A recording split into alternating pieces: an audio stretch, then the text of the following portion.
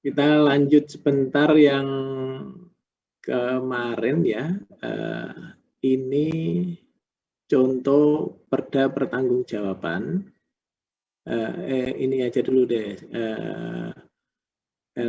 LRA-nya dulu. Ini ya.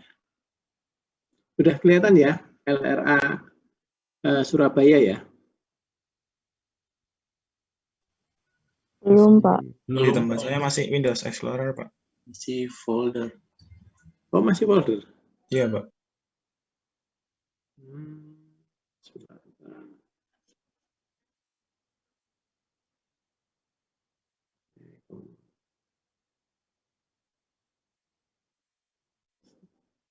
Saya share screen dulu deh.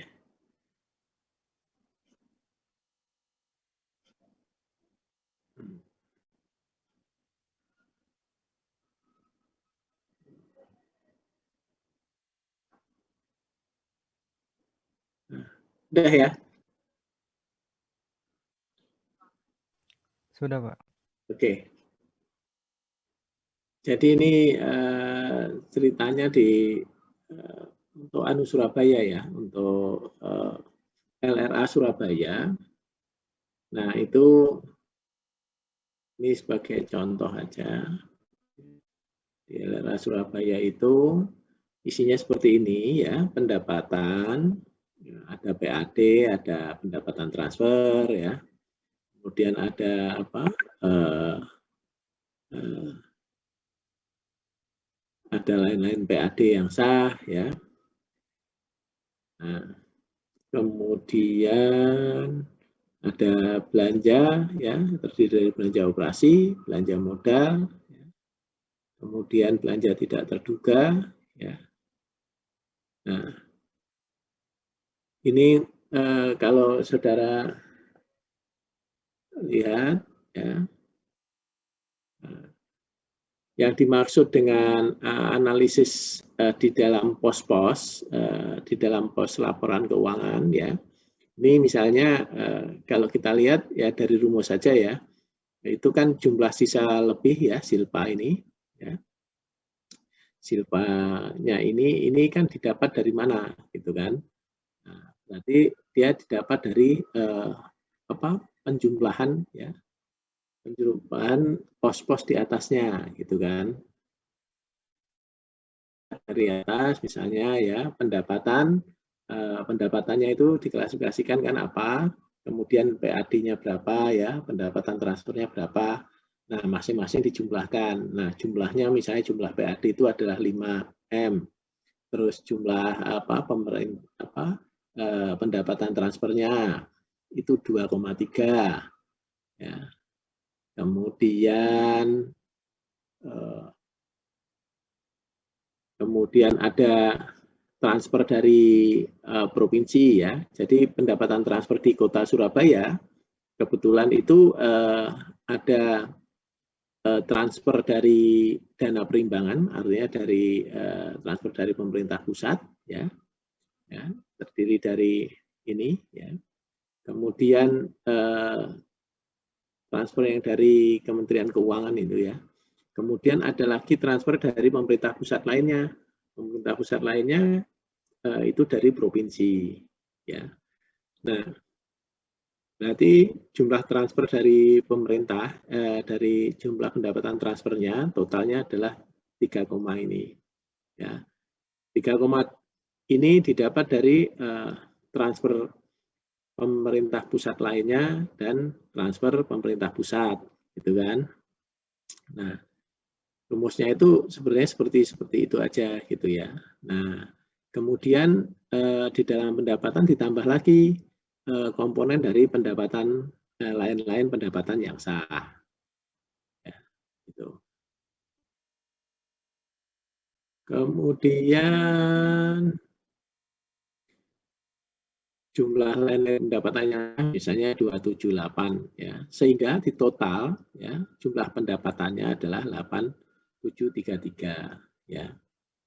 Nah, berarti kan jumlah pendapatan ini total dari penjumlahan antara lain-lain pendapatan yang sah, pendapatan transfer ya, juga PAD kan gitu.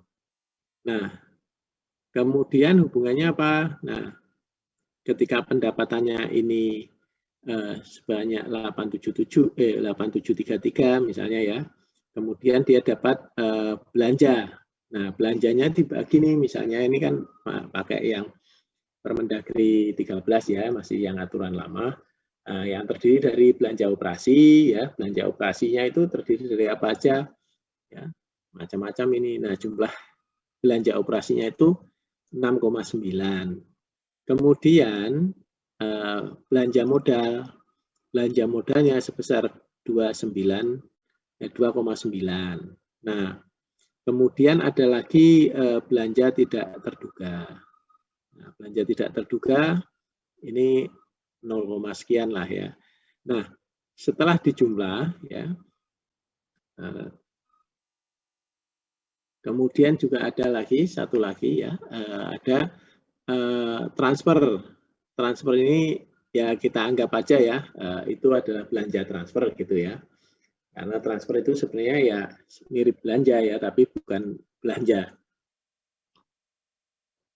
Maksud saya sebenarnya konteksnya adalah seperti belanja, tapi dia tidak dianggap sebagai belanja karena itu memang haknya dari Pemda.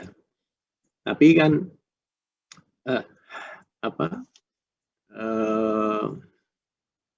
tapi juga bukan transitoris gitu ya, bukan akun transitoris karena dia memang ada hubungannya di dalam APBD itu. Nah, oleh karena itu ya jumlah transfernya misalnya 2, ini.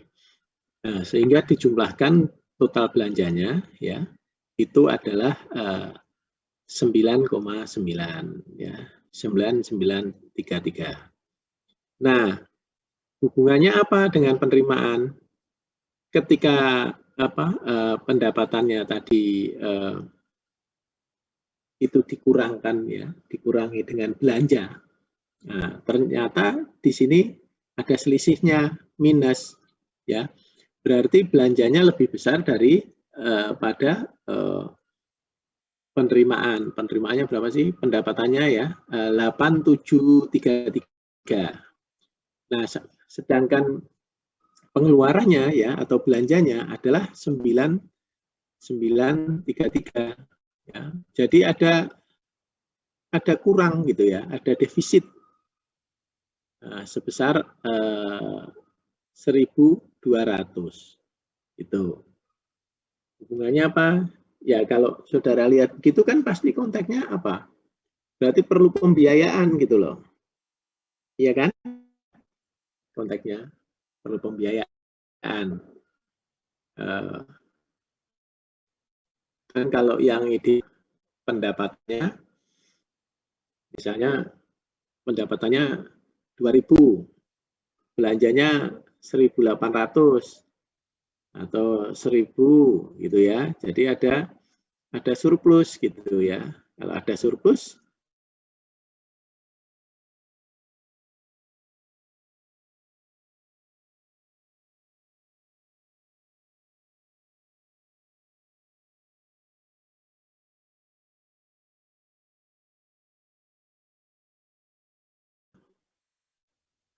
nah sehingga ada defisit sebesar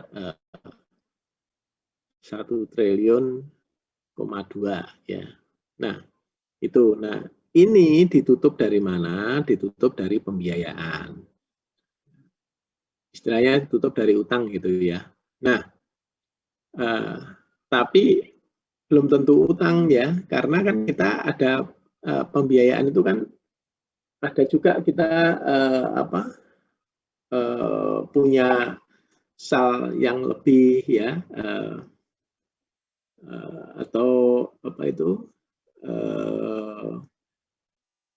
punya pencairan dana cadangan atau penerimaan kembali dari pinjaman kan gitu ya.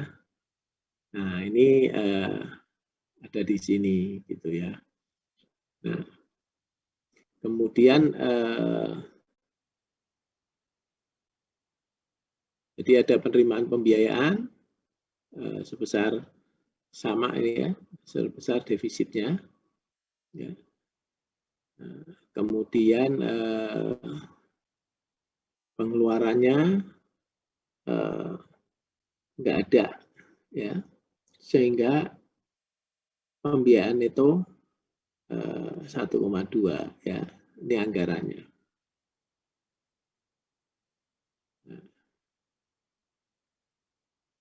Oke, jadi kalau saudara lihat di sini, ini ini pembiayaannya ini nggak pakai utang ya, pakai utang nggak ini?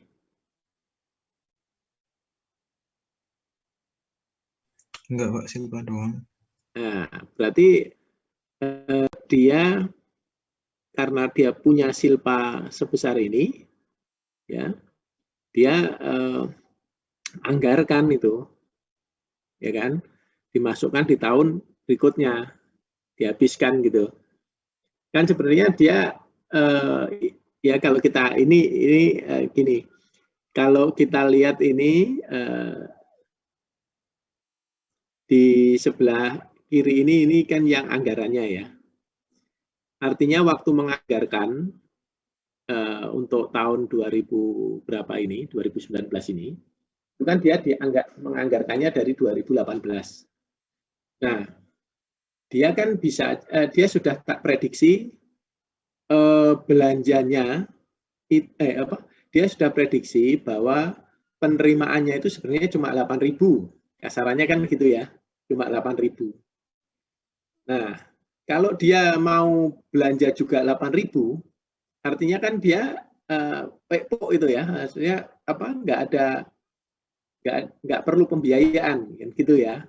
Tapi dia kan punya silpa tahun lalu, ya. Nah, dia gunakan aja, ya, sehingga dia dengan asumsi penerimaan yang 8.000, dia tulis anggarannya adalah apa, belanjanya nanti sampai 9.200, sehingga perlu uang 1.200. Nah, 1.200 diambil dari mana? Nggak pakai pinjaman, tapi dia pakai silpanya. Nah, gitu.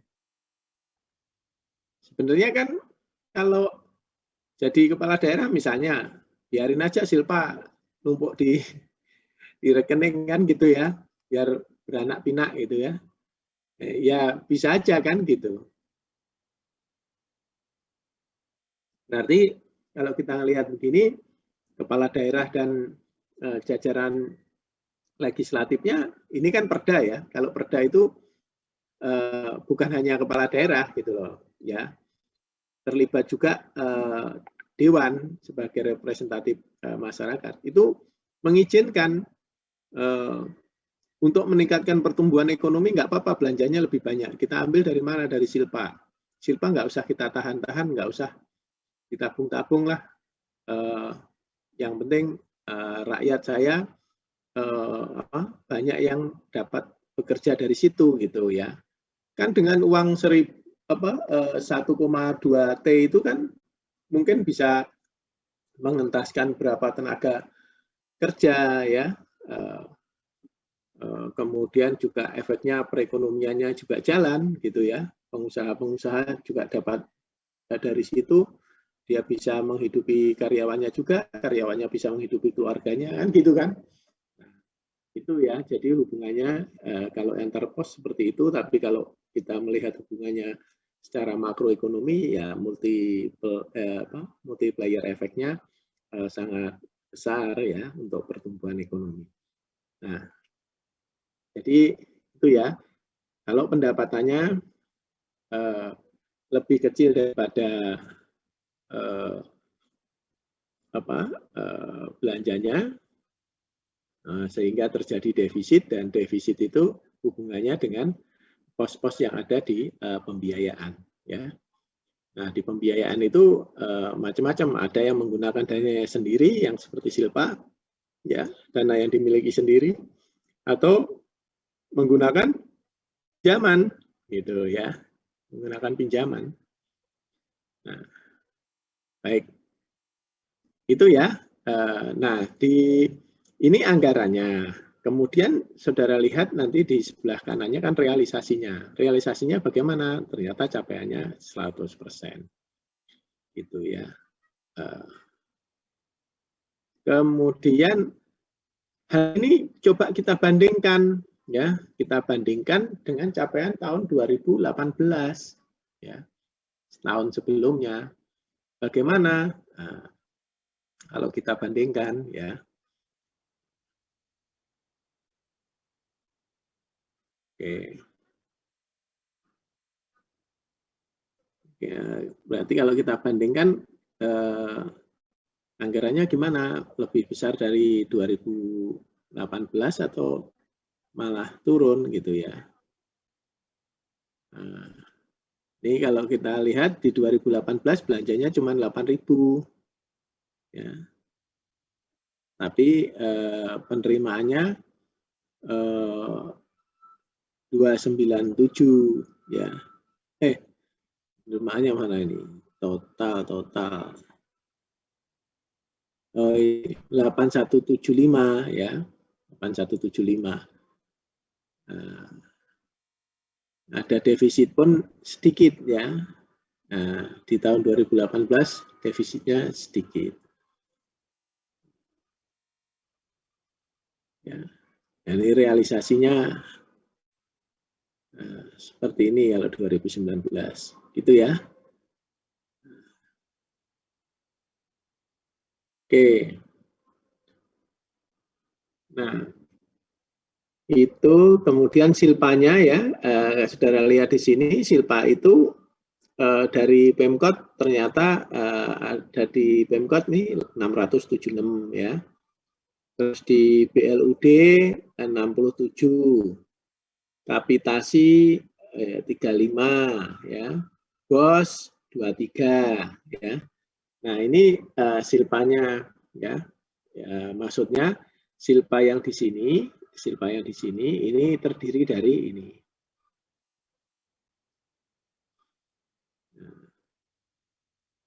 Nah, terdiri dari sini. Nah, kemudian ini silpa itu begini ya. Kalau yang dari BOS itu juga nanti misalnya digunakan itu biasanya diperhitungkan dengan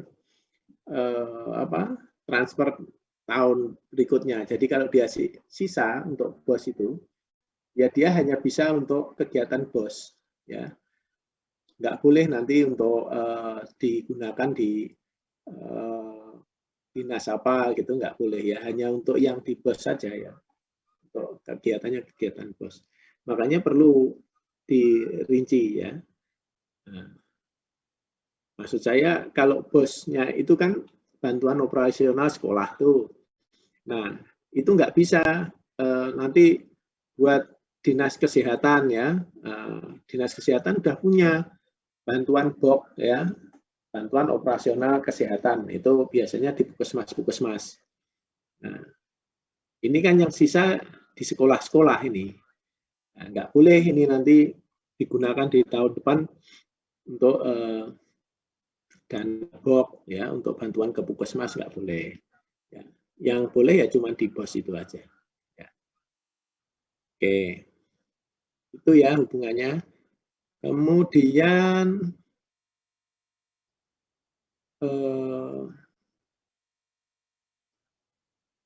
saya share yang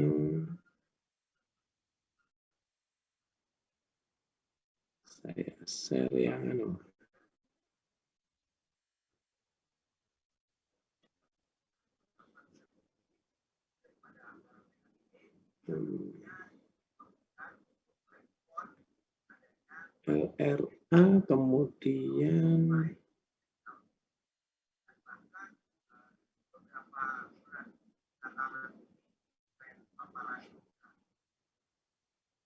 Bapak Ibu sekalian, kalau kita lihat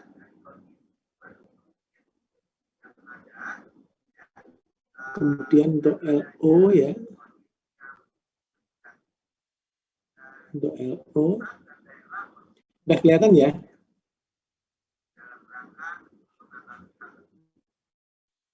Belum. Yang kalau Belum, Pak. Di tempat saya belum, Pak. nah ini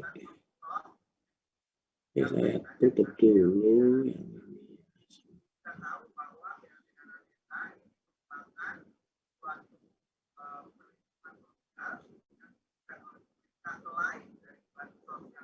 Nah, ini kelihatan. Ini masih di folder-folder, Pak. Ini masih di folder. Ribet ya.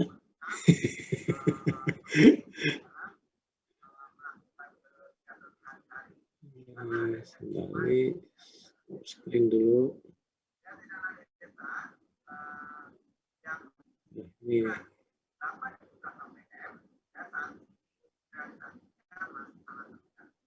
Sudah. Sudah, Pak. Oke.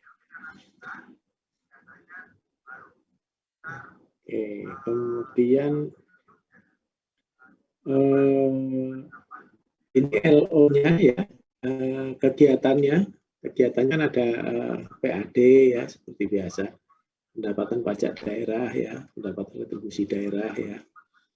Nah, ini nanti ini yang saldo 2019, ini saldo 2018. Nah, ada apa? Ada kenaikan dan penurunan ya. Nah, itu dihitung gitu ya. Ini untuk melihat kegiatan operasional kemarin ya, itu untuk pendapatan asli daerahnya itu kalau kita lihat jumlah PAD ya, PAD-nya yang sekarang kan 6,4 T, padahal di tahun 2018 itu 5,2, sehingga ada penurunan ya, penurunan sebesar 1,1 T, artinya ini turun 21% ya. Nah, kalau saudara nanti di bagian keuangan kan dengan begini saudara akan bisa melihat kenapa ya kok bisa turun di 2019 itu ada apa. Oh, ternyata 2019 itu tidak ada apa-apa. Pandeminya belum datang ya. Si corona masih belum ada ya. Kok turun ya? Padahal isinya PAD itu apa? Salah satunya pajak dan retribusi daerah. Ya, pajak dan retribusi daerah. Oh, yang di sini saudara lihat ya. Kalau retribusi daerah itu naik. Ya kan? Retribusi daerah kan naik nih. Nah, berarti daerah itu punya retribusi apa aja, itu kinerjanya tercapai. Tapi kalau saudara lihat di 2018, untuk pajak daerahnya, itu turunnya lumayan gitu ya. Nah, kenapa kok turunnya lumayan gitu ya? Ini perlu diselidiki. Oh, enggak ya, keliru ya. Ini naik ya. Oh iya. 2018 itu naik semua ya. Nah, ini berarti tercapai itu, ya, tercapai. Sorry. Jadi karena tercapai semua, berarti ini baratnya patut dipertahankan nih orang-orang ini untuk duduk di situ kan, gitu ya. Nah, kalau kemudian transfer pemerintah pusat juga begitu. Kalau saudara lihat di sini ada penurunan ya DBH dan DBH pajak dan DBH sumber daya alam. Kenapa turun? Nah, itu kan berarti perekonomian ya, penerimaan pajak di tahun 2019 itu lebih kecil dibanding 2018, sehingga terimbas pada penerimaan di Kota Surabaya, kan begitu. ya secara nasional kan. Gitu. Nah, kalau DAK ini kenapa turun gitu ya? Ya ada beberapa faktor ya. Bisa saja karena proposalnya banyak yang tidak disetujui. Kalau DAK kan sistemnya sekarang daerah mengajukan proposal mau bangun ini. Nah, nanti sama pemerintah pusat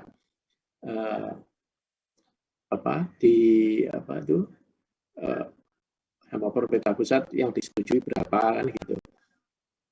Atau besaran dari DAK turun gitu ya. Atau besaran DAK nasional itu tetap sama, tapi sudah nggak prioritas lagi. Jadi dia karena daerah lain dapat lebih banyak, makanya Kota Surabaya dapatnya jadi turun dibanding tahun kemarin. Kan gitu ya. Kan kuenya begitu aja. Kuenya itu dibagi-bagi, besarnya makin besar atau enggak gitu ya. Nah, kemudian kita lihat lagi transfer pusat ya. Terus kemudian kita lihat lagi di bawahnya ya. Ini bantuan keuangan dari provinsi ya. Meningkat yang tadinya 2,9 menjadi 3,3 ya. Kemudian ada pendapatan hibah ya. Pendapatan hibahnya juga meningkat. Yang dulu cuma 268 sekarang 341. Kemudian kita lihat selain pendapatan ya kita lihat juga bebannya. Karena ini LO ya, ini bebannya bagaimana? Oh, beban pegawai itu meningkat ya. Dari 1,9 menjadi 2, ini meningkatnya karena apa? Karena bisa saja nambah pegawai ya. Atau pegawainya sama tetap jumlahnya, tapi golongan pangkatnya naik. Otomatis kalau golongan pangkatnya naik, kan gajinya juga ikut naik kan, begitu ya. Nah itu beban pegawai ya. Kemudian beban persediaan. Nah kalau beban persediaan berarti ini kalau saudara lihat dari 887 kok sekarang sampai 1022, ada kenaikan yang cukup besar 134 M. Ini apakah karena harganya memang naik ya? Kalau harga naik biasanya kan kita lihat inflasi ya, harga naik itu mestinya itu nggak lebih dari 5% ya, 1 tahun. Nah, kalau Anda sebagai akuntan, Anda harus kritis ya. 5% aja saudara kalikan dengan ini. 5% kali 887 berarti berapa tuh? Misalnya taruhlah harusnya naiknya 45 ya. 45 atau 50 miliar ya. Kok ini naiknya sampai 134 sampai 15%.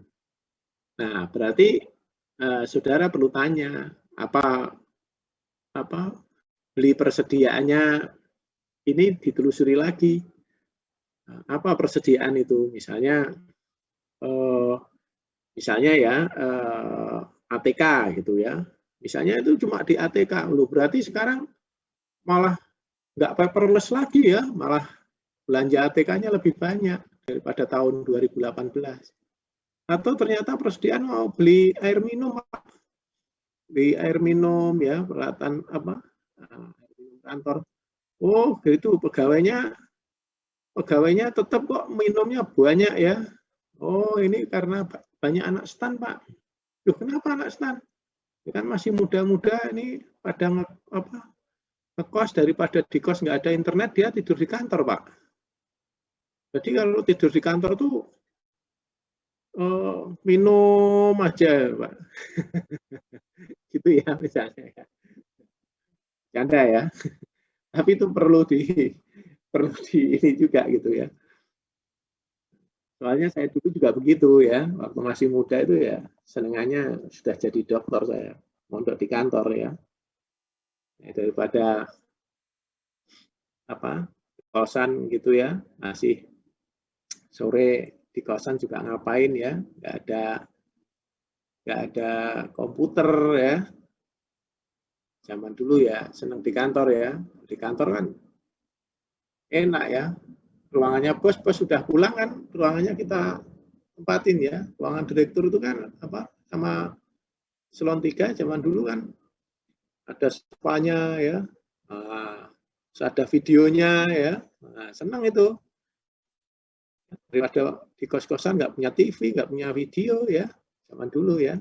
Daripada gitu mendingan di kantor ya, pulang-pulang di kantor jam 8, jam 9, kadang-kadang tidur di kantor ya. Enak kan, kalau ditanya kantornya di mana, lapangan Banteng ya, rumahnya di mana, lapangan Banteng gitu ya. Semuanya lapangan Banteng ya. Makan tinggal turun ya, kan warung semua ya, enak tuh ya. Dan dulu karena ada kebakaran ya, ada kebakaran di kantor kan beberapa kali kebakaran tuh. Akhirnya kalau habis kebakaran gitu biasanya terus ini disidak, suruh pulang sore itu. Kenapa? Ya, takutnya yang bikin kebakaran itu yang tidur-tidur di situ. Padahal enggak juga ya. Itu ya. Kalau anak muda biasa. Nah, kalau udah keluarga ya nggak mau dia suruh kantor lama-lama ya, pulang. Nah, jadi gitu ya, nanti dicek gini-gini. Nah, hubungannya apa ya? LO sama di dalam LO ada pendapatan dan beban. Itu tadi nanti saudara cek. Nah, kemudian ada surplus defisit kan, kalau surplus ya kalau penerimaannya ya pendapatannya lebih besar daripada bebannya gitu. Ini ada surplus 30%. Ini ada surplus, kemudian juga dibanding tahun sebelumnya ada surplus yang lebih dibanding tahun sebelumnya. Gitu ya. Oke, kemudian ada pos luar biasa ya. Ini ada beban luar biasa. Beban luar biasanya lebih kecil daripada beban luar biasa di tahun 2018. Itu ya. Baik. Kemudian saya share screen lagi yang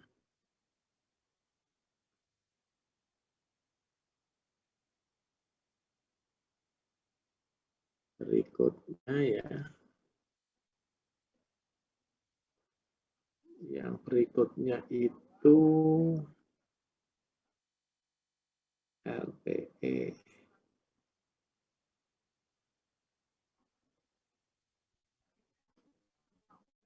Siap semua ini ya, Iqbal, Rosi. Sudah beres ya, Rosi? KTTA-nya? Sudah, Pak. Oke, Iqbal, sehat? Alhamdulillah sehat, Pak.